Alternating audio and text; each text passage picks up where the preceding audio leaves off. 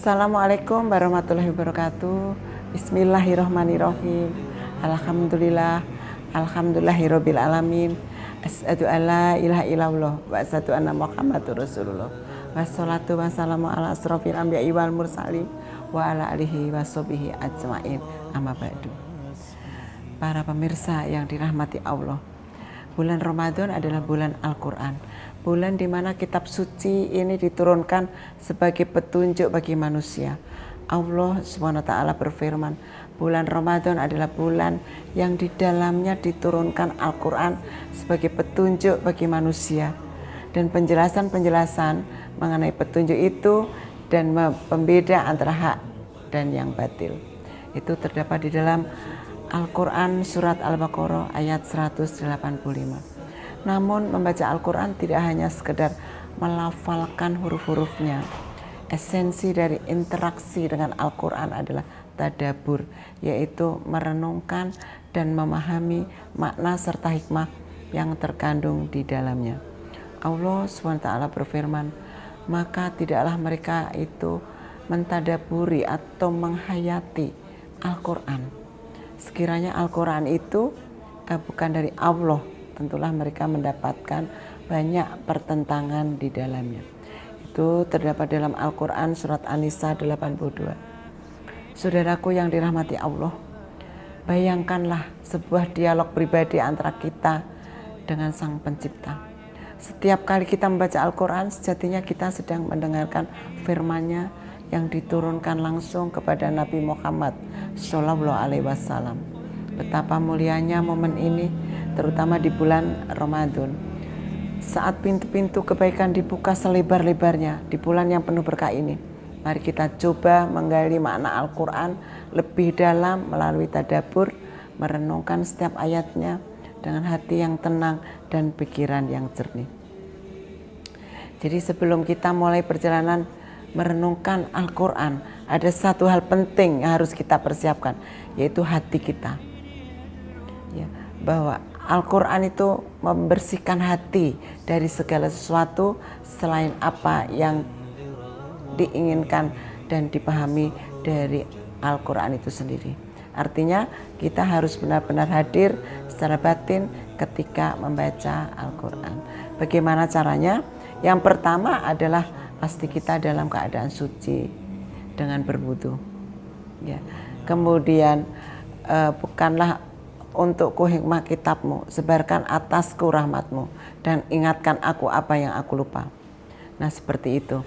Jadi sepenuhnya hati bahwa tujuan kita membaca Al-Quran adalah untuk memahami dan mengamalkannya, bukan sekedar mengejar jumlah halaman ataupun target bacaan.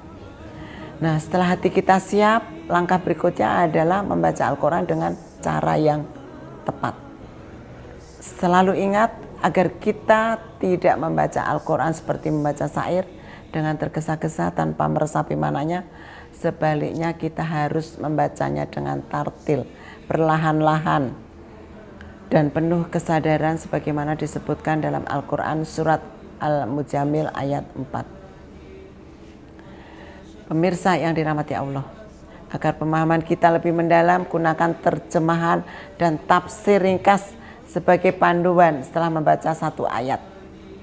Kemudian bacalah dengan suara yang dapat didengar sendiri, karena ini akan membantu kita lebih fokus pada makna yang terkandung di dalamnya. Al-Quran adalah kitab universal yang relevan bagi setiap individu di setiap zaman. Dikatakan bahwa setiap ayat Al-Quran memiliki makna khusus bagi setiap yang membacanya, sesuai dengan kondisi hati dan kehidupannya. Oleh karena itu, saat membaca Al-Quran, ajukan pertanyaan pada diri sendiri. Apa yang Allah sampaikan kepadaku melalui ayat ini? Refleksikan bagaimana ayat tersebut berkaitan dengan kehidupanmu. Apakah ada sifat atau perilaku yang perlu diperbaiki? Bagaimana cara menerapkan pesan ayat tersebut dalam kehidupan sehari-hari? Catatlah refleksi dan wawasan yang kamu dapatkan dalam sebuah jurnal. Ini akan membantu kita melacak perkembangan spiritual kita seiring waktu. Pemirsa yang dirahmati Allah, Untuk memahami Al-Quran lebih mendalam, kita juga perlu mengetahui konteks sejarah di balik turunnya ayat. Ditekankan pentingnya memahami asbabun nuzul, sebab turunnya ayat. Misalnya, mengapa ayat ini diturunkan pada waktu tertentu? Apa situasi yang melatar belakanginya? Pelajari konteks histori ini melalui kitab-kitab tafsir terpercaya. Kemudian hubungkan bagaimana situasi masa kini, bagaimana ayat tersebut relevan dalam kehidupan modern. Nah, seperti itu. Jadi Al-Quran itu adalah kitab yang saling terhubung. Dijelaskan bahwa pentingnya memahami munasabah atau korelasi ya antara ayat dan surah. Misalnya perhatikan tema-tema yang berulang dalam Al-Quran. Cari hubungan antara ayat sebelum dan sesudahnya. Pelajari keterkaitan antara pembuka dan penutup surah. Serta pola narasi dalam kisah-kisah Al-Quran. Ya. Kemudian kita mentadaburi Al-Quran bukan hanya soal membaca, tetapi juga melibatkan semua indera kita. Bacalah Al-Quran dengan suara yang merdu, agar pendengaran kita ikut terlibat. Nah, maksudnya seperti itu. Kemudian rasakan emosi yang terkandung dalam ayat tersebut. Apakah itu harapan, apa ketakutan, apa itu cinta atau rasa syukur. Kemudian apa sesuai tidak dengan psikologi kita ya, sifat-sifat kita itu terdapat juga di dalam Al-Quran, psikologi Al-Quran. Nah, itu gunakan imajinasi untuk memahami kisah-kisah dalam Al-Quran. Sehingga cerita tersebut adalah menjadi lebih hidup. Kita termasuk di juz keberapa psikologi Al-Quran itu? Ya, mungkin ada yang juz 30, ada yang juga juz 17, ada yang juz 16. Yaitu semua ada sifat-sifat kita juga terkandung di dalam Al-Quran tersebut sesuai dengan juznya. Pemirsa yang dirahmati Allah, jadi Al-Quran itu sendiri ya diturunkan itu untuk diamalkan, tetapi manusia menjadikan bacaannya sebagai amalan. Oleh karena itu setiap kali kita selesai membaca Al-Quran, identifikasi minimal satu pelajaran praktis yang bisa kita terapkan dalam kehidupan sehari-hari. Buat rencana konkret untuk mengamalkan pelajaran tersebut. Evaluasi diri setiap hari untuk memastikan bahwa kita sudah mengamalkan ajaran dari Al-Quran.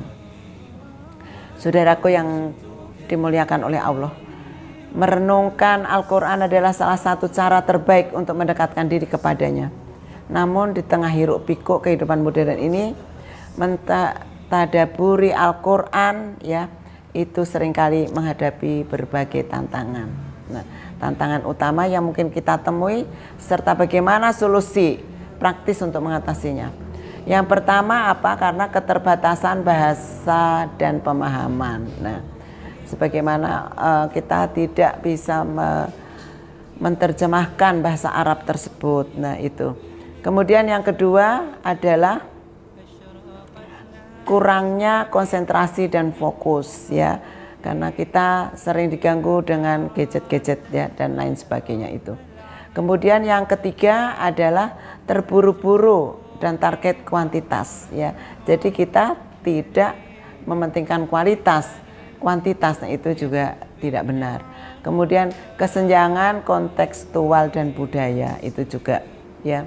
Kita diingatkan bahwa Islam itu akan terurai sedikit demi sedikit ketika muncul generasi yang tidak memahami jahiliyah. Artinya jika kita tidak memahami konteks budaya dan sejarah saat Al-Quran itu diturunkan, kita mungkin akan kesulitan memahami pesan-pesannya, itu maksudnya.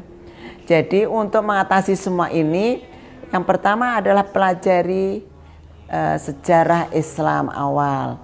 Kemudian pahami adat kebiasaan Arab saat itu. Baca tafsir yang menjelaskan konteks sejarah, kaji asbabun nuzul, sebab turunnya ayat. Nah, ini menggambarkan yang situasi dan melatar belakangi turunnya ayat. Kemudian ikuti kajian yang mengaitkan konteks historis dengan situasi yang modern. Insya Allah semua itu kalau berjalan dengan baik semua bisa dipahami. Kemudian kita juga kurangnya implementasi praktis. Nah itu ya, ada yang mengatakan bahwa Al-Quran diturunkan untuk diamalkan, namun manusia menjadikan bacaannya sebagai amalan. Nah itu betapa sering kita membaca Al-Quran tetapi jarang mengamalkan isinya, ya. Karena apa? Tidak tahu artinya. Padahal kali itu kita tahu, ya, kita tahu tafsirnya, itu semuanya ada, ya, tuntunannya di situ bagus sekali, ya.